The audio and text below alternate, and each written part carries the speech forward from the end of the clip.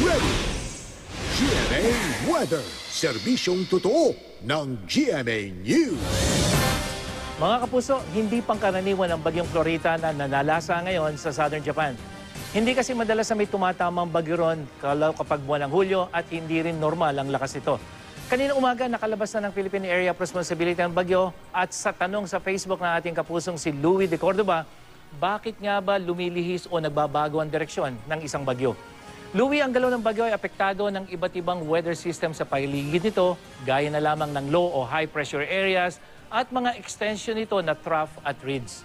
Sa kaso ng bagyong Florita, kahapon ay mayroong isang ridge ng high pressure area dito sa may hilaga ng bagyo para itong naging bakod kaya hindi kaagad nakakilos pahilaga at lumapit pa yung bagyo dito sa Pilipinas.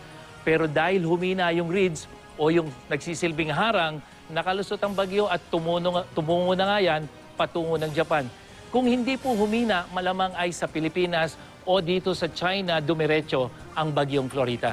Pero sa paglayo ng bagyo, hatak pa rin ito ang hanging habagat na siya namang nakakapekto ngayon sa Luzon at dyan sa may Western Visayas. Kaya bukas, asahan pa rin ang katamtamang ulan dyan, lalo na dito sa may Central at Southern Luzon. Base naman sa datos ng The Weather Company at ayon nga sa Project X ay may mga pag-ulan ngayon dyan sa Central Luzon, lalo na sa Nueva Ecija.